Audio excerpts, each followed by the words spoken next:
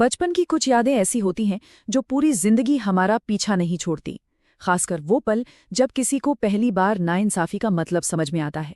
आज हम ऐसी ही दो कहानियों में गहरे उतरेंगे। तो सवाल यही उठता है कि क्या सच में एक अकेली याद किसी की पूरी जिंदगी का रास्ता तय कर सकती है? यही वो सवाल है जो इन दोनों असाधारण महिलाओं की कहानियों को एक धागे में पिरोता है। चलिए इसका जवाब ढूंढने की कोशिश करते हैं। तो हम बात कर रहे हैं दो बिल्कुल अलग अलग दुनिया में रहने वाली लड़कियों की।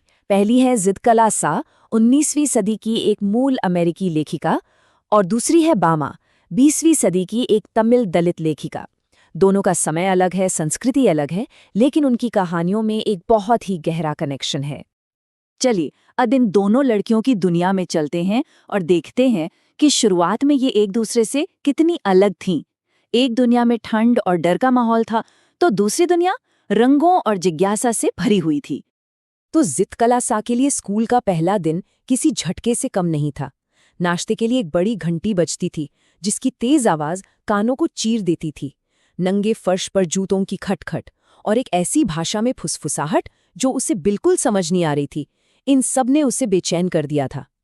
ज़िदकला सा ने जो महसूस किया वो कुछ ऐसा था जैसे उसकी आत्मा अपनी खोई हुई आज़ादी के लिए छटपटा रही हो, लेकिन सब कुछ बेकार था। उसे लगा जैसे वो किसी जाल में बुरी तरह फंस गई है। ये तस्वीर बस एक तस्वीर नहीं है, ये ज़िदकला सा की उस अंदरूनी घुटन और पीड़ा को दिखाती है। ये कोई बाहरी बंधन नहीं था, ये तो उसकी आत्मा पर एक हमला था जो उसे उसकी पहचान, उसकी संस्कृति से दूर ले जा रहा था। और अब दूसरी तरफ बामा की दुनिया बिल्कुल अलग। उसके लिए तो स्कूल से घर तक का 10 मिनट का रास्ता भी आधे घंटे का हो जाता था। क्यों? क्योंकि रास्ते में तमाशा दिखाता बंदर, कई दिनों से साइकिल चला रहा एक आदमी, मिठाई की दुकानें और मंदिर की बड़ी घंटी जैसी चीजें उसे रोक लेती थी। उसका बचपन हैरानी और जिज्ञासा से भरा हुआ था। फिर एक दिन बामा ने एक बहुत ही अजीब चीज देखी। उसके समुदाय के एक बुजुर्ग खाने का एक पैकेट उसकी डोरी से पकड़कर ले जा रहे थे, बिना उसे छुए। अब एक बच्चे की नज़र से देखें तो ये बहुत अजीब और मज़ेदार था। वो तो ये सोचकर हंस रही थी कि कहीं पैकेट खुल गया तो सारे वड़े ज़मीन पर बिखर जाएंगे। और बस यहीं पर आकर दोनों लड़कियों के लिए कहानी एक नया मोड़ ले लेती है। बचपन की वो जिज्ञासा और मासूमियत की जगह एक कठोर सच्चाई ले लेती है। एक ऐसी सच्चाई जो उनकी दुनिया को हमेशा हमेशा के लिए बदल कर रख देती है।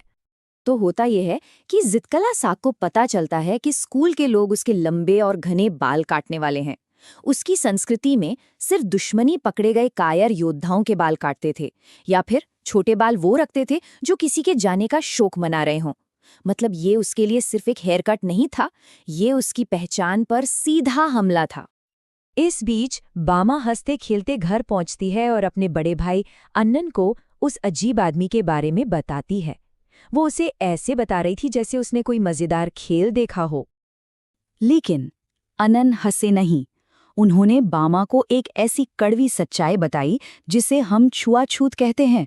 उन्होंने समझाया कि ऊंची जाति के लोग ये मानते हैं कि निचली जाति के लोगों को छूने से वो अपवित्र हो जाएंगे।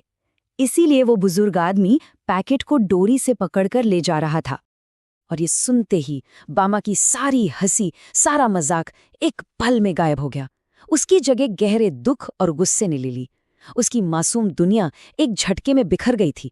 उसके मन में ये सवाल था कि कोई इंसान किसी दूसरे इंसान को छूने से अपवित्र कैसे हो सकता है। इस नाइंसाफी के एहसास ने दोनों लड़कियों के अंदर बगावत की एक आग जला दी। दोनों ने अपने अपने तरीके से इस जुल्म का सामना करने का फैसला किया। जब ज़िदकला सा को बाल काटने की बात पता चली तो उसकी दोस्त ने कहा कि हमें हार मान लेनी चाहिए, क्योंकि वो लोग हमसे ज्यादा मजबूत हैं। लेकिन ज़िदकला सा का जवाब साफ था, नहीं, मैं पहले लड़ूंगी। और उसने ठीक वही किया। जैसे ही मौका मिला वो चुपके से ऊपर की मंजिल पर एक अंधेरे कमरे में भागी और बिस्तर के नीचे छिप गई। बाहर से लोग उसका नाम पुकार रहे थे, लेकिन वो अपनी सांस रोके उस अंधेरे में दुबकी रही। लेकिन ये बगावत ज्यादा देर टिक नहीं पाई। जल्द ही उसे ढूंढ लिया गया और घसीट कर बाहर निकाला गया। उसने बहुत कोशिश की, लाते मारी, खरोचा, लेकिन वो अकेले उन सब का सामना नहीं कर सकी। उसे एक कुर्सी से कसकर बांध दिया गया और जब कैंची की वो ठंडी ब्लेड ने उसकी मोटी चोटी को काटा तो उसे लगा जैसे इसकी आत्मा ही मर गई हो। उसे ऐसा महसूस हुआ जैसे उसे एक कायर बना दिया गया हो। उस दिन उसने सिर्फ अपने बाल नहीं खोए, बल्कि अपनी आज़ादी और पहचान का एक बहुत बड़ा हिस्सा खो दिया। तो ये तो थी ज़िदकला सा की कहानी। अब वापस चलते हैं बामा की तरफ। उसकी बगावत शारीरिक नहीं थी, बल्कि अंदरूनी थी, पर उतनी ही ताकतवर। उसके मन में गुस्से और सवालों की एक चिंगारी भड़क उठी थी। बामा के दिमाग में अब सवाल घूम रहे थे। वो सोच रही थी, सिर्फ इसलिए कि उनके पास कुछ पैसे हैं, क्या इसका मतलब ये है कि हम अपनी सारी इज्जत खो दें? हम भी तो इंसान हैं। ये गुस्सा उसके अंदर उबल रहा था। और यहीं पे उसके भाई अन्नन ने उसे एक नया रास्ता दिखाया।